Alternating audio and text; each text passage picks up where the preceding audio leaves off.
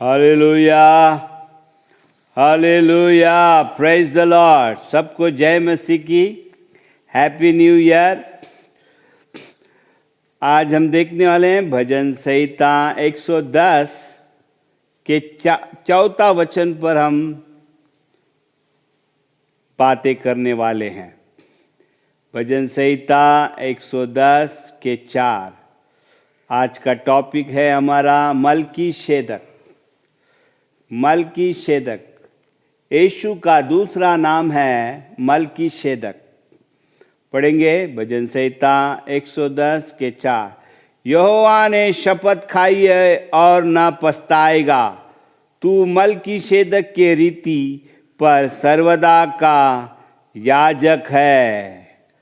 Hallelujah. यहाँ पर परमेश्वर ने शपथ खाई है और परमेश्वर पिता परमेश्वर झूठ नहीं बोलता है, क्योंकि वो मनुष्य नहीं है। परमेश्वर त्रिएक रूप में काम करता है। एक है पिता के रूप में, दूसरा है पुत्र के रूप में, तीसरा है पवित्र आत्मा के रूप में। तीनों एक है और परमेश्वर एक है। यहाँ पर हम देखते हैं एक महान सेवा मलकीशेदक के नाम से यीशु प्रभु सेवा करता है। और ये सेवा परमेश्वर पिता ने ये सेवा अपने पुत्र यीशु मसीह को दिया है कि वो महायाजक है। अनंत काल से वो महायाजक है बोलकर यहाँ पर संत दावीद को ये प्रगटीकरण होता है कि यीशु प्रभु परमेश्वर का महायाजक है। मलकीशेदक के रूप में वो काम करता है। यहाँ पर हम देखते हैं परमेश्वर एक बहुत बड़ा दुनिया का न्यायाधीश के रूप में हम देखते हैं। इसलिए बाइबल कहता है कि तू तेरे संकट के समय तू कमर कस के तू कृपा सिंहासन के पास आ, वो तुझे कृपा देगा, तुझ पर वो कृपा करेगा ताकि संकट के समय तू जीत जाए कृपा के वजह से बोलकर इब्रानी 4वां अध्याय 16वां वचन के अनुसार कहता है। इब्रानी 4वां अध्याय 16वां वचन में परमेश्वर इस दुनिया का न्यायाधीश है। यहाँ पर हम कोर्ट को देखते हैं और इस कोर्ट में यीशु प्रभु याजक है, यीशु प्रभु एडवोकेट है बोलकर हम देखते हैं। दो रूप हम देखते हैं, मंदिर में याजक है और उसी मंदिर में कोर्ट भी है और कोर्ट में वो एडवोकेट है। जिस तरह पिता परमेश्वर की मंदिर में स्तुति आराधना होती है, उसी तरह पिता परमेश्वर मंदिर में कोर्ट है और वो कोर्ट में न्यायाधीश है बोलकर हम देखते हैं। और यीशु प्रभु याजक है और कोर्ट में वो एडवोकेट है। उसी तरह और एक भी एडवोकेट है, वो है हमारा दुश्मन शैतान। शैतान भी हमेशा विश्वासी लोगों पर दोष लगाते रहता है कि इन्हें सजा मिले बोलकर। जिस तरह यीशु पतरस से कहता है, शैतान ने तुझे मांग लिया है, तुझे हिलाने के लिए, तुझ पर संकट लाने के लिए परमिशन पिता से ले लिया है, मगर मैंने भी पिता से विनती किया है कि तू बच जाए बोलकर। हालेलुया। यहाँ पर हम कोर्ट के बारे में यीशु बता रहा है। बाइबल हमें प्रगटीकरण दे रहा है कि मंदिर में कोर्ट भी है बोलकर। बहुत से लोग हालेलुया परमेश्वर के पास प्रार्थना नहीं करते हैं, अपने जीवन प्रार्थना में नहीं बिताते हैं। वो हमेशा परमेश्वर के पास प्रार्थना करना है, यीशु नाम को लेकर हम प्रार्थना करना है। क्योंकि हमें जागरूक रहना है। इसलिए बाइबल कहता है प्रार्थना करो, जागरूक रहो और प्रार्थना करो। हमें जागरूक रहना है। लूका पत्रिका 18:1 में हम देखते हैं कि एक स्त्री हमेशा प्रार्थना करती हैं, हमेशा जाकर न्यायाधीश को सताते बैठती है कि मेरा प्रॉब्लम को ओ सुनो सुनो और मुझे न्याय दो। ओ ये न्यायाधीश पर किसी को नहीं डरता था, मगर ये बार बार सताती है बोलकर वो उसका न्याय करता है। इसलिए हमें जागरूक रहना है। हमारे लिए शैतान हमेशा परमेश्वर के पास हमें हिलाने के लिए परमिशन मांगते रहता है। हम है कि वचनों पर विश्वास नहीं करते हैं कि हमारे पीछे शैतान लगा है बोलकर, ताकि हमारा जीवन अच्छा नहीं बिताए हम इस पृथ्वी पर, ताकि हम संकट में रहे, गरीबी में रहे, बीमारी में रहे बोलकर शैतान हमेशा परमेश्वर पिता न्यायाधीश है उस कोर्ट में परमिशन लेते रहता है बोलकर बाइबल कहता है। हाय दुनिया के लोगों पर, शैतान नीचे आया है सताने के लिए बोलकर। प्रकटीकरण 12वां अध्याय में हम देखते हैं 10-11 में हम इस बातों को देखते हैं। इसलिए होशियार रहना है कलीसिया कि शैतान परमिशन मांगते रहता है हमें सताने के लिए, हमें कर्जा बाजारी करने के लिए, हमें बीमारी में रखने के लिए, हमें गरीबी में रखने के लिए, हमें पूरी तरह बलहीनता में रखने के लिए वो पूरा कोशिश करते हैं। इसलिए हम भी हमारे लिए एडवोकेट रखा है, उस एडवोकेट को हम हमेशा मिलना है। वो है यीशु प्रभु जो हमारे लिए मार्ग सत्य जीवन है। उससे मिलकर हमें प्रार्थना विनती करते रहना है। देखिए आप मानो या ना मानो, बाइबल कहता है कोर्ट है, बाइबल कहता है 2 एडवोकेट है, एक है शैतान और दूसरा है यीशु मसीह। वो दोनों, एक हमें बचाने के लिए, दूसरा हमें लटकाने के लिए, हमें मरवाने के लिए, हमें घात करने के लिए वो हमेशा आते हैं और परमेश्वर से परमिशन मांगते बैठते हैं। तुम्हारा ध्यान हो या ना हो, वो अपना काम करते रहता है। इसलिए बाइबल लिखा है हमारे लिए, हमें प्रगटीकरण देता है कि ऐसा है, और बाइबल सत्य है। इट्स अ रियलिटी, ये रियल है। इसलिए इस पर विश्वास करना है कि ये है जीवन का किताब। इस जीवन में क्या क्या होता है इसमें सब कुछ लिखा है।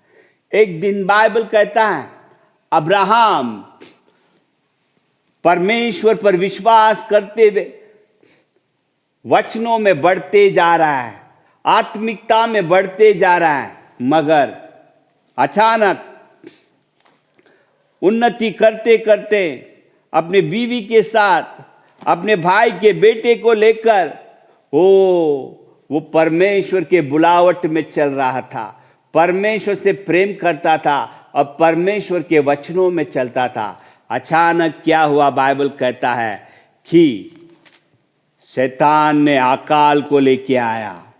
उत्पत्ति की किताब में 12वां अध्याय में हम देखते हैं कि शैतान ने, उत्पत्ति की किताब 12वां अध्याय में हम देखते हैं कि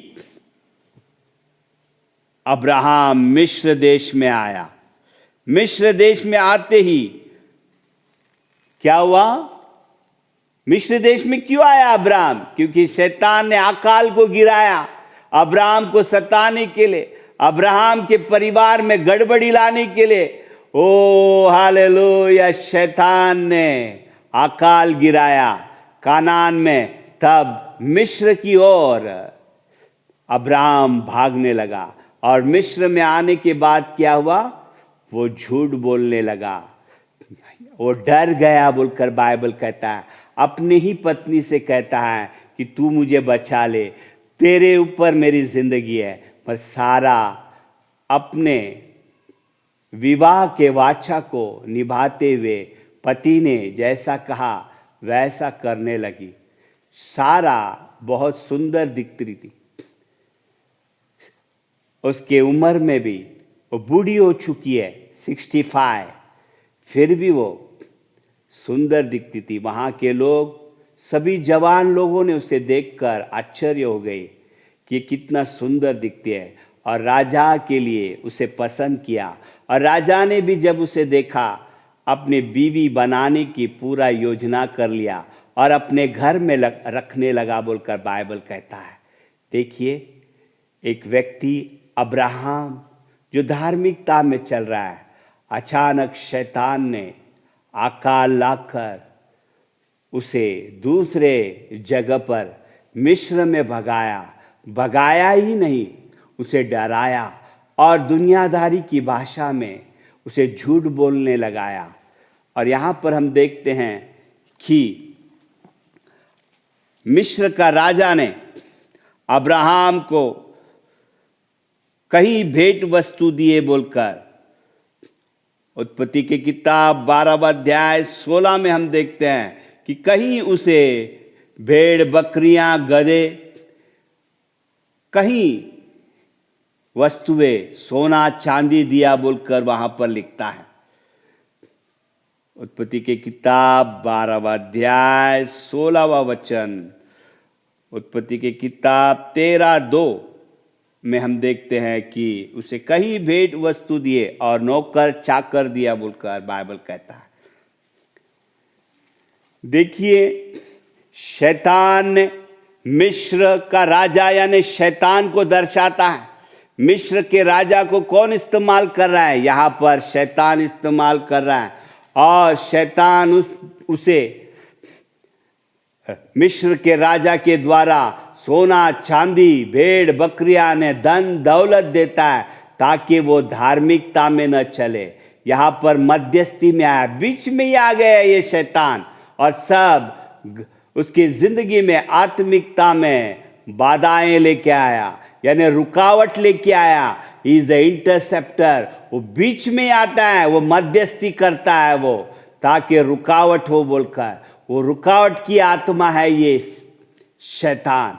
मिस्र के राजा ने धन दौलत देकर एक धार्मिक व्यक्ति को गिरा दिया बोलकर बाइबल कहता है।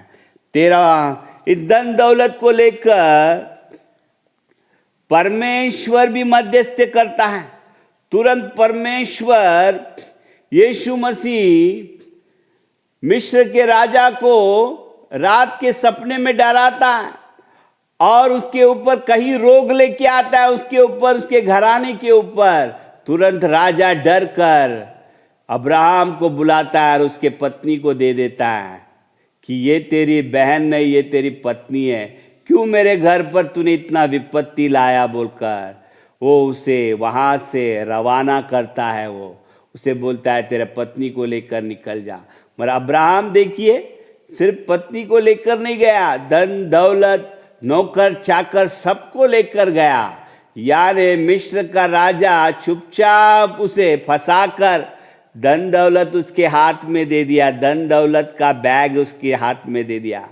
ये बैग साधारण बैग नहीं था, जहाँ पर धन है वहाँ पे सांप भी रहता है। उस बैग में एक सांप भी था। वो सांप कौन था? अगर, क्योंकि उसने नौकर चाकर भी दिया था, यानी कुछ लड़कियों को भी दिया था उसने। वो सांप थी अगर। इस्माइल और इसहाक आज भी बहुत बड़ा रुकावट, आज तक इस्माइल के अगर की आत्मा, वो गलती, वो आत्मा आज भी काम कर रहा है। धन दौलत देकर हालेलुया फंसा रहा है। हालेलुया, आत्मिकता में रुकावट लाने वाला ये और कोई नहीं, ये है मिस्र की आत्मा, यानी शैतान, एडवोकेट, मध्यस्थी करने वाला, रुकावट की आत्मा। मगर यीशु भी आकर मिस्र की आत्मा से अब्राहम को छुड़ाता है। देखिए, अब्राहम वापस हम देखते हैं कि अब्राहम ने सोना चांदी की वजह से उसके घर में झगड़े हो गए, बहुत से झगड़े हो गए। उसके ही बेटे के साथ उसका झगड़ा हो गया, लूत के साथ। इतना धन दौलत शैतान ने दिया कि उनके परिवार में झगड़े हो गए। और अब्राहम गलत रास्ते में भी ले गया बोलकर अगर को अपना पत्नी बना लिया बोलकर घर में पूरी तरह, शादी में और उसके घर में पूरी तरह शैतान ने रुकावट ला लिया। शैतान एक एडवोकेट है, मध्यस्थी करता है, बीच में आकर सब बिगाड़ देता है परिवार को। यहाँ पर हम देखते हैं 13वां अध्याय के बाद 14वां अध्याय में हम देखते हैं कि अब्राहम के रिश्तेदार लूत जहाँ रहता था, वहाँ के 5 राजाओं को 4 राजाएं आकर लड़ाई करते हैं, क्योंकि वे टैक्स नहीं भर रहे थे। वो कई सालों से वो टैक्स भर रहे थे, सोदोम का राजा, मगर इस टाइम वो नहीं भरता है और विरोध करता है बोलकर हम 14वां अध्याय में देखते हैं। चारों राजा सोदोम के 5 राजा के विरोध में आते हैं और जीत जाते हैं, और लूत और उसके परिवार को भी बंदी बनाकर सोना चांदी लेकर चारों राजा चले जाते हैं। अब्राहम को ये न्यूज़ कोई व्यक्ति आकर उसके घर पर बताता है। अब्राहम बहुत धार्मिक व्यक्ति था, अपने रिश्तेदार को बचाने के लिए तुरंत निकल गया। 318 लोगों को लेकर वो 4 राजा और उसके सेना के विरोध में जा रहा है। इतने बड़े सेना के विरोध में अब्राहम जा रहा है, सिर्फ 318 लोगों के साथ। वो राजा लोग जो 5 राजाओं को हरा दिया, अब्राहम जाता है और वहां पर बाइबल कहता है 14वां अध्याय में उत्पत्ति में कि वो जीत जाता है। जीत कर जब वो लौट आता है अपने रिश्तेदार को लेकर, उसके परिवार को लेकर, हालेलुया, वो जब आता है तो बाइबल कहता है कि सोदोम का राजा बीच में आता है। सोदोम का राजा बीच में आता है बोलकर बाइबल कहता है, और वो कहता है कि धन दौलत तू रख ले, सिर्फ मुझे लोगों को दे बोलकर, मुझे सिर्फ लोगों को दे बोलकर वो कहता है। मगर अब्राहम कहता है नहीं बोलकर। देखो, बीच में ही मध्यस्थी करने सोदोम का राजा आया कि धन दौलत रख ले मगर मुझे लोगों को दे।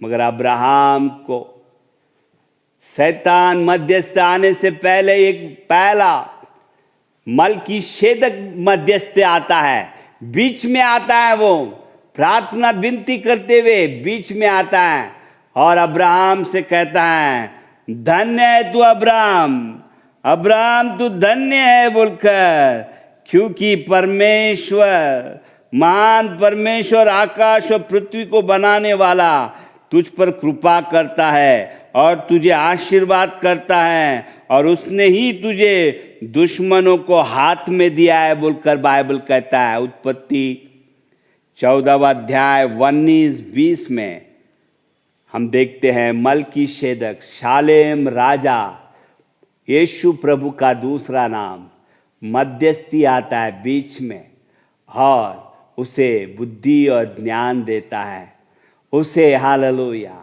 ब्रेड हालेलुया और दाखलता देता है, ताकि उसे नया बल आए और नया जीवन में चले। झूठ बोलने के जीवन में नहीं, दुनियादारी के जीवन में नहीं, डर के जीवन में नहीं, धन दौलत के पीछे मत जा बोलकर वो उसे बुद्धि और ज्ञान देता है। शालेम राजा मलकीशेदक, शैतान आएगा बोलकर यीशु प्रभु को मालूम था, मगर बीच में ही यीशु प्रभु एडवोकेट आता है, द मलकीशेदक। उसके बाद हम देखते हैं कि शैतान आता है कि सोना चांदी तू रख ले मगर मुझे तू सिर्फ लोगों को दे बोलकर। अब्राहम कहता है, मैंने मेरा हाथों को परमेश्वर के लिए उठाया है जिसने आकाश और पृथ्वी बनाया है। मुझे सोना चांदी नहीं चाहिए, क्योंकि जब मैं धनवान बनूंगा तो तू कहेगा कि मैंने इसको सपोर्ट किया था बोलकर, इसलिए मुझे तेरा कुछ नहीं चाहिए। यस, अब देखिए अब्राहम शैतान के ऑफर को नहीं लेता है, जो मध्यस्थी आता है। एक मध्यस्थी आता है, वो है शैतान, हमें नाश करने के लिए दुनिया भर के दुनिया के विचार देता है। वो तू ये करेगा तो सुखी रहेगा, तू वो करेगा तो सुखी रहेगा बोलकर। मगर यीशु प्रभु भी मध्यस्थी आता है कि नहीं नहीं मेरे बेटे, तू झूठ मत बोल, तू सत्य में चल, मेरे वचनों में चल, तू नई सृष्टि है, मेरा वचन के द्वारा तू आशीर्वाद हो जाएगा, क्योंकि ये दुनिया मैंने बनाया है, मैं मालिक हूं बोलकर अब्राहम को सिखाता है। अब्राहम दुनियादारी की भाषा को छोड़ देता है। हालेलुया। एक एडवोकेट की वजह से मलकीशेदक यह शालेम राजा हालेलुया। उसी तरह हम देखते हैं कि शालेम राजा यानी यीशु प्रभु भी जब इंसान बनकर 2000 साल पहले इस पृथ्वी पर हमारे पापों के लिए, हमारे शापों के लिए वो इंसान बनकर आया, जो परमेश्वर का बेटा था। हमारे पापों के लिए वो मारा गया, गाड़ा गया, 3 दिन जी उठा। वो जब इस दुनिया में यीशु प्रभु शालेम राजा यानी मलकीशेदक हमारे लिए विनती करता था इस पृथ्वी पर, तब शैतान उसके पास आता है और कहता है, जब वो भूखा था तो कहता है इस पत्थर को तो रोटी बना बोलकर। शैतान हमेशा मध्यस्थी आता है, क्या तू किधर, तू गरीब है, तेरे पास क्या है, तू दुनियादारी कर, तू पैसा वाला बन जाएगा, तू झूठ बोल, सब अच्छा हो जाएगा तेरा, तू गलत रास्ते में चल, तेरा सब अच्छा हो जाएगा बोलकर शैतान सिखाता है। यीशु मसीह वहां पर वचन को दिखाता है, नहीं, मनुष्य रोटी पर नहीं वचन पर जीता है बोलकर। बाद में हम देखते हैं यीशु मसीह जो धार्मिकता में चल रहा है, बपतिस्मा लिया है, पवित्र आत्मा से भर गया है, उसे मिरेकल करने के लिए यीशु प्रभु ने हम खुद के लिए मिरेकल नहीं किया, उसने अपने लिए नहीं जी रहा था वो, मगर पिता की इच्छा पूरी करने के लिए जी रहा था। एक दिन वहां पर लिखता है कि जब वो उपवास में था 40 दिन, वापस आता है, वहां पर हम देखते हैं कि वो कहता है पत्थर को रोटी बनाना बोलकर बोलने के बाद फिर कहता है यहां से उड़ी मार, देवदूत तुझे बचा लेंगे बोलकर। यानी परमेश्वर तेरे पास है कि नहीं चेक कर। हमें कभी भी डाउट नहीं आना चाहिए कि परमेश्वर हमारे साथ नहीं है बोलकर। ये मध्यस्थी करने वाला शैतान, उसे कुछ काम नहीं है, बीच में ही आता है वो, ताकि हम वचनों पर डाउट करें बोलकर।